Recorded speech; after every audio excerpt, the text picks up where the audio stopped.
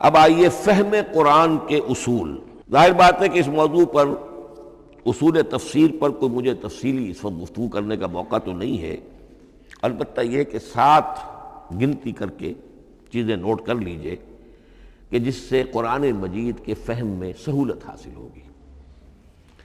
پہلی بات وہ جو کسی درجے میں پہلے بھی سامنے آ چکی ہے، قرآن کا اسلوب استدلال منطقی نہیں ہے، فطری ہے۔ ایک ہوتا ہے منطق کی گتھیوں سے اور منطق کے اصولوں سے اور منطق کی دلیلوں سے بات ثابت کی، یہ نہیں۔ قرآن فطرت انسانی کے مطابق بات کرتا ہے۔ ایک ان پڑھ شخص بھی قرآن کو اپنے سے دور یا اپنے آپ کو قرآن سے دور نہیں سمجھے گا اگر ذرا سا وہ قرآن کو سمجھ سکتا بس۔ لیکن یہ ہے کہ قرآن مجید کا جو اسلوب ہے وہ ایک تو یہ کہ منطقی نہیں ہے، فطری ہے، یا اس میں اگر ایک لفظ کا اضافہ کیا جائے خطابی ہے۔ خطابی کیا ہوتا ہے؟ جو میں کل عرض کر چکا ہوں، خطبے کی ایک شان ہوتی ہے، وہ دلیل کے ساتھ ساتھ جذبات سے بھی اپیل کرتا ہے، اور اس میں آپ کو ایک اپنے باطن میں جھانکنے کی دعوت دی جاتی ہے۔ تم ذرا اپنے باطن میں جھانک کر دیکھو۔ بعض آیات ایسی ہیں، بڑی پیاری آیات ہیں، افی اللہ شک فاطر السماوات والارض، بس کیا اللہ کی ہستی میں بھی کوئی شک ہو سکتا ہے جو آسمان اور زمین کا پیدا کرنے والا ہے؟ غور کرو، سوچو۔ تو یہ صرف آپ کے دروں بینی، آپ کو اپنے اندر جھانکنے کی دعوت ہے۔ اسی طرح اَإِنَّكُمْ لَتَشْهَدُونَ أَنَّ مَعَ اللَّهِ آلِهَةً أُخْرَىٰ، کیا واقعتاً تم اس کی گواہی دیتے ہو کہ اللہ کے ساتھ کوئی اور بھی الہ ہے؟ یہ گویا کہ کسی کے آنکھوں میں آنکھیں ڈال کر پیئرسنگ آئیز کے ساتھ کسی سے سوال کرنا، کیا واقعی؟ اور اس مندر حقیقت کون سی ہے پس منظر میں؟ یہ بنائے ہوئے ڈھکوسلے ہیں، ان پر خود تمہارا دل مطمئن نہیں ہے۔ تم کہتے تو ہو یہ ہمارا عقیدہ ہے اور یہ ہماری بات ہے اور یہ ہمارا موروثی عقیدہ ہے، ھذا ما وجدنا علیہ آباءنا، ہم نے آباء، لیکن واقعتاً غور تو کرو، کیا واقعی تم گواہی دیتے ہو کہ اللہ کے سوا کوئی اور الہ بھی موجود ہے؟ اس کو آپ کہیں گے خطابی انداز۔ نمبر 2، قرآن حکیم میں 2 طرح کی آیات ہیں، محکمات اور متشابہات۔ یہ سورہ آل عمران کے شروع میں یہ بہت اہم مضمون جو ہے وہ آ گیا ہے۔ هو الذی انزل علیک الکتاب منہ آیات محکمات ہن ام الکتاب واخر متشابہات، آل عمران آیت نمبر 7۔ اب یہ جو متشابہات ہیں یہ کون سی ہیں اور محکمات ہیں وہ کون سی ہیں، اس کو ذہن میں رکھیے۔ نمبر 1، محکم قطعی، تمام جتنی بھی آیات احکام ہیں وہ محکم ہیں، یہ کرو یہ نہ کرو، یہ جائز یہ حرام، آیات احکام محکم، اسی ایک مادے سے لفظ بنا ہے، یہ محکم بھی اور احکام حکم۔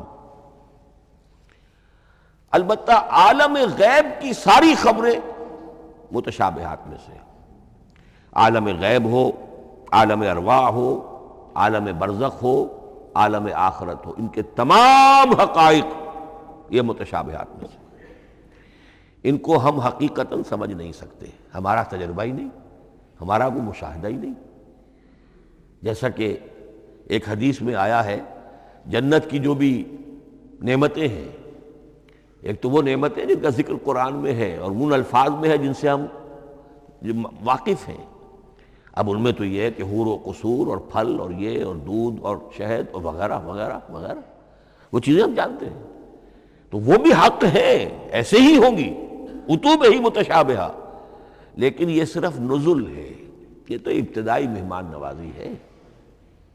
نزل من غفور الرحیم، جو اصل ضیافت ہونی ہے اہل جنت کی، اس کے بارے میں فرمایا وہ نعمتیں دینے ملیں گی، ما لا عین رات ولا اذن سمعت وما خطر علی قلب بشر، نہ کسی آنکھ نے کبھی دیکھی، نہ کسی کان نے کبھی سنی، نہ کسی انسان کے دل پر ان کا خیال تک وارد ہو، انہیں ہم کیا سمجھیں گے؟ تو عالم برزخ، عالم آخرہ، عالم غیب، عالم ارواح، ان کی تمام چیزوں کو ہم آیات متشابہات میں سے سمجھیں گے۔ البتہ یہ جو سائنٹیفک فینومینا والی باتیں ہیں مادی علوم کی، ان میں یہ ہے کہ متشابہ اور محکم ہونے کا معاملہ بدلتا چلا جا رہا ہے۔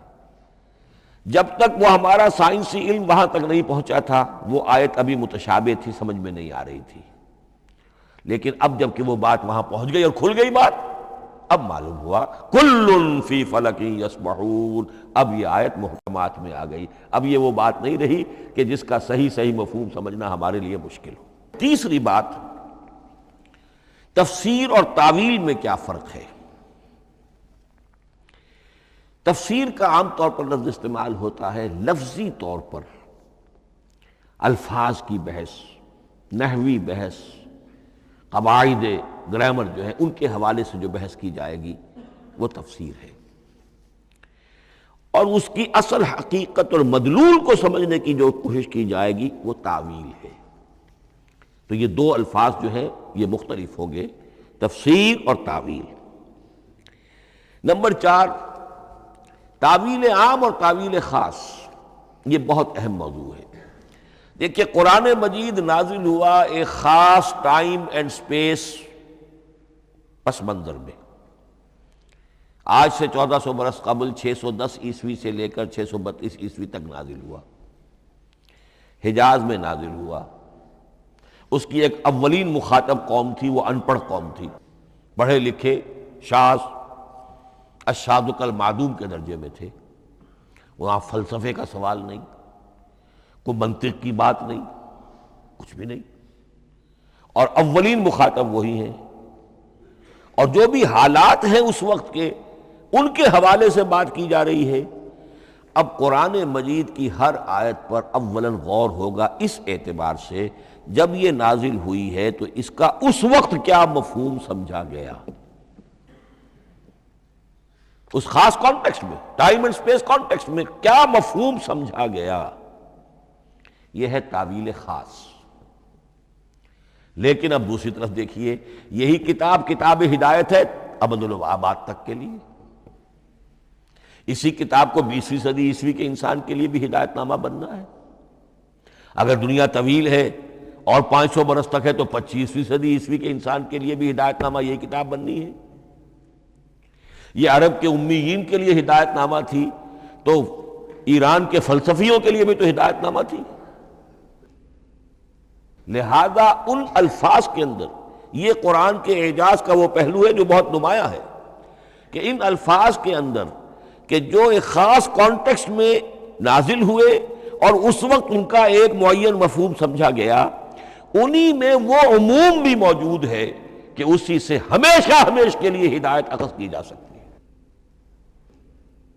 اس کو ہم کہیں گے تعویل عام، اس کانٹیکسٹ سے ذرا نکال کر اب اس آیت کے الفاظ، اس کا در و بست، اس کا ما سبق، اس کے بعد ما بعد، سیاق و سباق، اس کے حوالے سے بیٹھ کر بات کی جائے۔ تعویل خاص میں شان نزول پیش نظر رہے گا، تعویل عام میں اس آیت کے الفاظ، ان کا در و بست اور آیت کا سیاق و سباق یہ زیادہ زیر بحث رہے گا۔ تو معلوم ہوا کہ یہ دونوں چیزیں اپنی اپنی جگہ اہم ہیں۔ نہ تو انسان صرف تعویل خاص تک اپنے آپ کو محدود کر لے، اگر وہ کرے گا تو گویا کہ وہ صرف اس دور کا قرآن پڑھ رہا ہے، آج کا قرآن وہ نہیں پڑھ رہا۔ قرآن کے اندر تو واقعتاً یہ شان ہے کہ میں جس کے لیے الفاظ یہ استعمال کیا کرتا ہوں کہ ہر دور کے افق پر ایک خورشید تازہ کے مانند طلوع ہوگی یہ کتاب۔ معلوم ہوگا آج کا قرآن ہے، یہ ہمیں آج ملا ہے قرآن، اور گویا کہ آج جو ہمیں مسائل درپیش ہے ان کا حل ہے جو یہ قرآن پیش کر رہا ہے۔ یہ اس کا اعجاز ہے، یہ اس کا کمال ہے۔ اس اعتبار سے نوٹ کیجئے تعویل خاص اور تعویل عام، یہ الفاظ چونکہ بار بار دورہ ترجمہ آئیں گے تو اس لیے میں نے ان اصطلاحات سے چاہا کہ آپ واقف ہو جائیں۔ ایک اور اس میں بات سمجھنے کی ہے تذکر اور تدبر۔ قرآن سے بنیادی ہدایت حاصل کر لینا، اس کے لیے قرآن انتہائی آسان ہے۔ وَلَقَدْ يَسَّرْنَا الْقُرْآنَ لِلذِّكْرِ فَهَلْ مِن مُدَّكِرٍ۔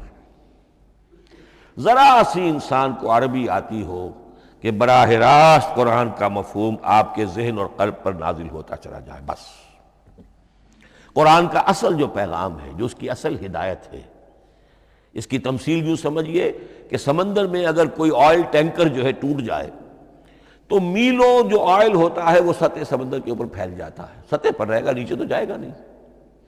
تو یوں سمجھیے کہ قرآن مجید کا جو لب لباب ہے، لب لباب وہ اس کی سطح پر موجود ہے. لیکن اس کے یہ مطلب نہیں ہے کہ صرف سطح ہی سطح ہے، اس کی گہرائی فیتم لس،